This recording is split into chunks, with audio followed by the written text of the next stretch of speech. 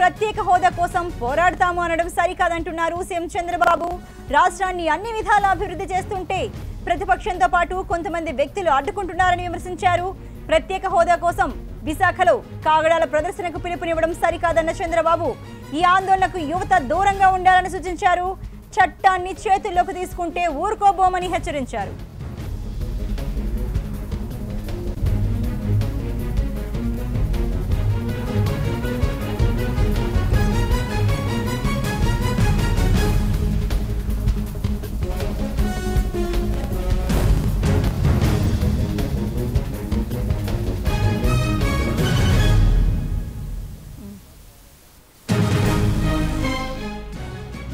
రాష్ట్రాభివృద్ధి కోసమే కేంద్రంతో సఖ్యతతో ఉన్నామన్న చంద్రబాబు రాష్ట్రాభివృద్ధికి కేంద్రం సహకరించుకుంటే తానే పోరాడతానని అంటున్నారు. దేశంలోని అన్ని రాష్ట్రాల కన్నా మనం అన్ని రంగాల్లో ముందుకు వెళ్తున్నామన్న విషయాన్ని యువత గుర్తించాలని సీఎం సూచించారు.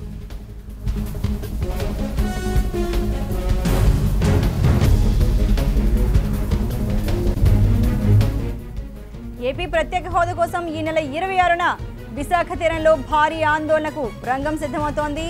ఈ ఆందోళనకు జనసేన మద్దతు ప్రకటించింది. ఇదే విషయంపై మనతో మాట్లాడడానికి జనసేన పార్టీ నేత కళ్యాణ్ ఫోన్ లైన్లో అందుబాటులో ఉన్నారు. కళ్యాణ్ గారు, గుడ్ ఆఫ్టర్నూన్ అండి. మరి ఏపీ ప్రత్యేక హోదా కోసం ఈ నెల 26న మీ పార్టీ తరఫున ఎలాంటి ఆందోళనకు సిద్ధమవుతున్నారు? ఆందోళన అనేటువంటిది ఏంటంటే కూడా మేము అక్కడ మాకున్నటువంటి ఆక్రోశాన్ని 8 కోట్ల పైచిలకు మంది ఉన్నటువంటి జనం యొక్క అంతర్గతమైనటువంటి బాధని కూడా శాంతియుతంగా అక్కడ మేము ప్రదర్శన చేసి జనసేన పార్టీ తరఫునే కాకుండా తెలుగు ప్రజలందరం పార్టీలకు అతీతంగా తెలుగు ప్రజలందరినీ కూడా సరళ రమ్మని మా పార్టీ అధినేత ఏదైతే చెప్పారో యువశక్తిని ఉత్తరాదిలో కూర్చున్నటువంటి నేతలకి నాయకులకి కూడా ఎంతమంది అంధకారంలోకి వెళ్ళిపోయామో రాజధాని లేనటువంటి రాష్ట్రంలో పీజీలు డిగ్రీలు గ్రాడ్యుయేషన్ లో కంప్లీట్ చేసుకుని బయటకు వచ్చేటల్లాలో తెలియనటువంటి అగమ్యగోచరం ఉన్నటువంటి కొన్ని లక్షల మంది విద్యార్థుల యొక్క ఆంతరంగికాన్ని అక్కడ ఆవిష్కరించేటువంటి దిశగా మా పార్టీ కార్యకలాపాలు జరుగుతున్నాయండి. అంటే మరి జల్లికట్టు స్ఫూర్తితో ఏపీలో ప్రత్యేక హోదా ఉద్యమం ఊపందుకోవచ్చు అని అనుకోవచ్చా? కాకపోతే ఇంకోవైపు చూసుకుంటే సీఎం చంద్రబాబు నాయుడు దానికి రాష్ట్రాభివృద్ధిని అడ్డుకోవడానికి ఇలాంటి కొంతమంది వ్యక్తులు ప్రతిపక్షాలు చేస్తున్నాయంటున్నారు. మరి దానిపై మీరేమంటారు? రాష్ట్రాభివృద్ధి అనేటువంటిది ఒక పార్టీకి సంబంధించిన విషయం కాదండి. రాష్ట్రంలో 8 కోట్ల మంది యొక్క భవితవ్యాన్ని సీఎం గారు దృష్టిలో ఉంచి ఏదైనా మంచి కార్యక్రమాలు చేస్తే ఖచ్చితంగా స్వాగతించాల్సినటువంటి విషయం. గౌరవనీయులైనటువంటి ముఖ్యమంత్రి గారు కానీ ఆయన పదవి కానీ ఆయన యొక్క పార్టీ మీద కానీ మాకు ఏ రకమైనటువంటి అవహేళన స్ఫూర్తమైనటువంటి ఆలోచనలు అయితే లేవండి. కానీ 8 కోట్ల మంది యొక్క అంతరంగం ఉంది, మనసే ఉంది, వాళ్ళు ఏం కోరుకుంటున్నారు, ఎలాంటి నైవంచనకి గురయ్యాము, ఎలాంటి ఇబ్బందికి గురయ్యాము అని బాధపడతారన్న విషయం ఆయన గమనించాలి తప్ప రాత్రి అరుణ్ జైట్లీ గారు ఏదో మీటింగ్లు పెట్టి 2,30,30,000 కోట్ల రూపాయలు మేము శాంక్షన్ చేసేసాము అని చెప్పిన నాటి నుంచి ఇవాళ కూడా పట్టుమని 4,000 కోట్లు కూడా అది మనకు వ్యాపారానికి సంబంధించి చెప్పినా స్పెషల్ ప్యాకేజీకి సంబంధించి చెప్పినా కూడా రిలీజ్ చేయలేదు. ఆ కాగితపు మాటలను నమ్మడం మానేసి ఆయన పార్టీ శ్రేణులు కూడా జెండాలకు అతీతంగా ఒకటే ఎజెండాతో ప్రజా శ్రేయస్సు ఆంధ్ర రాష్ట్రం సంబంధించినటువంటి ప్రజలకి కూడా ప్రత్యేక హోదా అనేటువంటి హక్కు అని చెప్పి వాళ్ళు కూడా నమ్మి ఈ ప్రజా పోరాటంలో పాల్పంచుకోవాలని మనస్ఫూర్తిగా కోరుకుంటున్నాం తప్ప దీని మీద పార్టీలకి సంబంధించో లేకపోతే రాష్ట్రాభివృద్ధికి సంబంధించి ఆటంకం కిందో అలా సృష్టించడం అనేది కరెక్ట్ కాదండి. ఎందుకంటే సౌత్ అంటే ఇప్పటికీ కూడా నార్త్ లో ఉండే చాలా మందికి మనందరం కూడా మద్రాసీలనే అంటే మనకు భాష ఉన్నట్టో అలాంటి భాష మనది ఒక తెలుగు జాతి ఉన్నట్టో కూడా గుర్తించలేని పరిస్థితుల్లో ఎంత దారుణంగా మన ఆత్మాభిమానాన్ని అలా కాళ్ళ కింద పెట్టే పరిస్థితుల్లో ఉన్నప్పుడు కూడా ఇంకా మనం పొలిటికల్ పార్టీలో జెండాలు అనేటువంటి అంశాలు ఎవరు గొప్ప అనేటువంటి విధానంలో కాకుండా తెలుగు జాతికి జరుగుతున్నటువంటి అవమానం, అశేష తెలుగు రాష్ట్ర ప్రజలందరికీ కూడా జరుగుతున్నటువంటి అవమానం ఇది కేవలం ఒక మచ్చ. దీన్ని ఇవాళ తొలుచుకోకపోతే నెక్స్ట్ వచ్చేటువంటి తరాలకు కూడా తలదించుకునే పరిస్థితి మిగులుతుంది. కాబట్టి పార్టీలకు అతీతంగా టీడీపీ కూడా కలిసి రావాలని కోరుకుంటుంది. అయితే కళ్యాణ్ గారు, ఇలా ప్రత్యేక హోదా అనేది ఇదేమి అల్లావుద్దీన్ అద్భుత దీపం కాదు. ఏపీ చూసుకుంటే అన్ని రంగాల్లో ముందుంది, ఇది రాష్ట్రాభివృద్ధిని అడ్డుకోవడమని చంద్రబాబు అంటున్నారు. మరి అల్లావుద్దీన్ అద్భుత దీపం అనేటువంటిది ఏది కాదండి. కేవలం ఒక కల్చరల్ హెరిటేజ్ ని కాపాడటం కోసం జల్లికట్టు అనేటువంటిది వాళ్ళ సాంప్రదాయ క్రీడ. మన పక్క రాష్ట్రంలో ఉన్నటువంటి సాంప్రదాయ క్రీడని మనం గమనించకుండా సాంప్రదాయ క్రీడను మనం పట్టించుకోలేదే, మా క్రీడను కూడా వాళ్ళు తొక్కేస్తున్నారే అనేటువంటి బాధలో వాళ్ళు నోరెత్తితేనే క్షణాల్లో ఆర్డినెన్స్లు జారీ చేస్తారు. మరి అక్కడ ఏ రకమైన అల్లావుద్దీన్ అద్భుత దీపాన్ని వాడేది క్షణాల్లో ఒక హెరిటేజ్ ని కాపాడడానికి అక్కడ ఉన్న యువత రోడ్డు మీదకి వస్తే క్షణాల్లో ఆర్డినెన్స్లు జారీ చేసినటువంటి ప్రభుత్వానికి మనకి ఇక్కడ రాజధాని లేదనేటువంటి సంగతి తెలియదా, మన పరిస్థితి ఇక్కడ బాలేదనే సంగతి తెలియదా, ఇన్ని తెలిసి ఏదైనా ప్రత్యేక హోదా మీద ఒత్తిడి తీసుకురావాలా, కేంద్ర ప్రభుత్వం ఒత్తిడి తీసుకురావాలనేటువంటి విషయాన్ని పక్కన పెట్టి ఇవాళ ఏదో అల్లావుద్దీన్ అద్భుతం అని చెప్పి ప్రజల ఆకాంక్షను చులకం చేసే విధానంలో మాట్లాడడం, అది ఏ పార్టీ వాళ్ళు మాట్లాడినా కూడా ఖచ్చితంగా ఖండించదగ్గ విషయం. అంటే అన్ని రంగాల్లో ముందుంది, ఇలాంటివన్నీ చేయడం వలన మరి ఇంకా కాస్త అన్నింట్లోనూ వెనకబడతాము అనే అర్థం వచ్చేలా కూడా మాట్లాడుతున్నారు కదా. మనం మాట్లాడేదాన్ని మనమైనా పరిశీలించుకోవాలండి. ఏదో రాజకీయ పరంగా మనం మాట్లాడేస్తామంటే అయిపోతుంది. ఏ పార్టీ శ్రేణులు మాట్లాడినా సరే ఏం అభివృద్ధి ఉన్నదండి మనకి? ఇవాళ మన రాష్ట్రం వచ్చిన తర్వాత ఎంఓఎల్ స్టేజ్ నుంచి ఎగ్జిక్యూషన్ స్టేజ్ లోకి వెళ్ళినటువంటి కంపెనీలు ఉందండి. మన memorandum of understanding, memorandum of articles రాసేసుకుంటే మన కంపెనీలు వచ్చేసినట్ట, మన విద్యార్థులకు ఉపాధి హామీ అవకాశాలు వచ్చేసినట్ట, మన ఆర్థికంగా నిలదొక్కున్నట్ట. ఇప్పటిదాకా ప్రభుత్వం తీసుకున్నటువంటి నిర్ణయాల ద్వారా ఎగ్జిక్యూషన్ స్టేట్ లోకి వచ్చినటువంటి ప్రాజెక్టు ఎన్ని, తద్వారా నిరుద్యోగులకు ఉద్యోగం కానీ ఉపాధి కానీ కలిగినటువంటి సందర్భాలు ఎన్ని?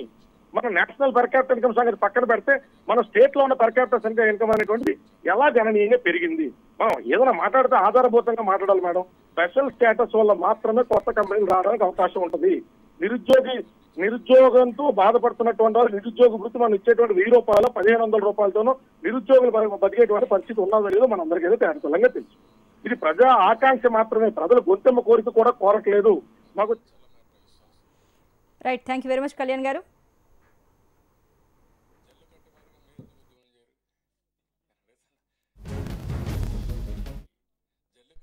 ఉద్యమం చేయడం ఏంటి అంటే ఎక్కడ నేను కాంప్రమైజ్ అవుతున్నా? నేను అడుగుతున్నా, ఎక్కడ రాజీ పడ్డానంటే దేనికోసం రాజీ పడుతున్నారు? ఏదైనా ఉంటే టాక్ట్ఫుల్గా పోతున్నా, స్ట్రాటజిక్గా పోతున్నా. ఎందుకు? మనకు రావాల్సిన పనులు సాధించుకోవడానికి. నేను అందుకే అడిగాను, ప్రత్యేక హోదాతో సమానంగా ప్రత్యేక ప్యాకేజ్ యాజ్ ఇట్ ఈజ్ ఇస్తా అన్నప్పుడు ఎందుకు ఒప్పుకోకూడదు అడిగాను. దీంట్లో ఏమన్నా నాకు చదివి వినిపించమన్నాను, ఒక్కరన్నా చదివి వినిపించారు ఇంతవరకు? కాదు, ఈ ప్రత్యేక హోదా వస్తే ఇవి వస్తాను చదివి మీకు వినిపించమని పని ప్రెస్కి. You read and then tell me, right, then I will fight. As it is ప్రత్యేక హోదాకి ఇచ్చేది ప్రత్యేక ప్యాకేజ్ ఇస్తా అన్నప్పుడు పేరు కోసం ఎందుకు పోరాటం? నేను అడుగుతున్న స్ట్రైట్కి వస్తాను అందరినీ.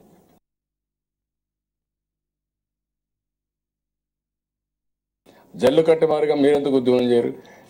నేను అడుగుతున్నా, దానికి దీనికి కంపారిజన్ ఏంటి? జల్లు కట్టి మారిగా ఉద్యమం చేయడం ఏంటి అంటే ఎక్కడ నేను కాంప్రమైజ్ అవుతున్నా? నేను అడుగుతున్నా, ఎక్కడ రాజీ పడ్డానంటే దేనికోసం రాజీ పడుతున్నారు? ఏదైనా ఉంటే టాక్ట్ఫుల్గా పోతున్నా, స్ట్రాటజిక్గా పోతున్నా. ఎందుకు? మనకు రావాల్సిన పనులు సాధించుకోవడానికి. నేను అందుకే అడిగాను, ప్రత్యేక హోదాతో సమానంగా ప్రత్యేక ప్యాకేజ్ యాజ్ ఇట్ ఈజ్ ఇస్తా అన్నప్పుడు ఎందుకు ఒప్పుకోకూడదు అడిగాను. దీంట్లో ఏమన్నా నాకు చదివి వినిపించమన్నాను, ఒక్కరన్నా చదివి వినిపించారు ఇంతవరకు? కాదు, ఈ ప్రత్యేక హోదా వస్తే ఇవి వస్తాను చదివి మీకు వినిపించమని పని ప్రెస్కి. You read and then tell me, right, then I will fight. As it is ప్రత్యేక హోదాకి ఇచ్చేది ప్రత్యేక ప్యాకేజ్ ఇస్తా అన్నప్పుడు పేరు కోసం ఎందుకు పోరాటం? నేను అడుగుతున్న స్ట్రైట్కి వస్తాను అందరినీ.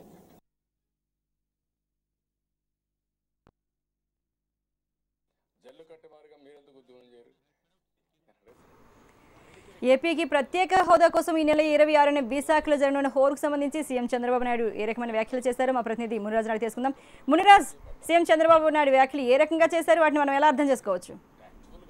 అర్చన, ఈ జల్లికట్టు ఉద్యమం తరహాలో ప్రత్యేక హోదా కోసం ప్రత్యక్షమైనటువంటి వైఎస్ఆర్ కాంగ్రెస్ పార్టీ కానీ అలాగే పవన్ కళ్యాణ్ గారిని పిలిపివ్వడంతో యువత కొవ్వొత్తుల ర్యాలీ చేయాలనేసి పిలిపివ్వడం పట్ల ముఖ్యమంత్రి స్పందిస్తూ, రాజకీయాల్లో సర్పంచ్ గా గెలవనోడు, ఎమ్మెల్యేగా మొదటిసారి గెలిచినోడు, అసలు రాజకీయాల్లో లేనటువంటి వ్యక్తులు విమర్శలు చేస్తే జడిచేది లేదు, దీన్ని పూర్తి స్థాయిలో ఎదుర్కొంటానని చెప్పి ముఖ్యమంత్రి స్పష్టం చేశారు. ప్రత్యేక హోదా కన్నా ప్రత్యేక ప్యాకేజీ తోటి ఒరిగేది ఏంటి అనే దాని మీద పదే ప్రశ్నిస్తున్నాను. ఇప్పటి వరకు కూడా ప్రతిపక్షాలు కానీ ఏ ఒక్కరు కూడా ప్రత్యేక హోదా కన్నా ప్రత్యేక ప్యాకేజీ కన్నా ప్రత్యేక హోదా ఏ విధంగా రాష్ట్రానికి మేలు చేకూరుస్తుందని ఇప్పటి వరకు ఒక్కరు కూడా స్పందించలేదు. ఇటువంటి స్పందించిన నేపథ్యంలో జల్లికట్టు తరహా ఉద్యమం అంటూ అది ఒక సాంప్రదాయమైన క్రీడ, ఆ క్రీడకి నిషేధం విధించడం పట్ల తమిళులు రెస్పాండ్ అయితే దానికి ప్రత్యేక హోదాతో ముడిపెట్టడం సరికాదనేసి చెప్పి ముఖ్యమంత్రి సీరియస్ గానే రెస్పాండ్ అయ్యారు. అలాగే యువతకు కూడా పిలిపించారు. ఏ విధంగా అయితే రాష్ట్ర అభివృద్ధి కోసం తెలుగుదేశం ప్రభుత్వం రాష్ట్ర అభివృద్ధిని కాంక్షిస్తూ ఆ విధంగా ముందుకు పోతుంది.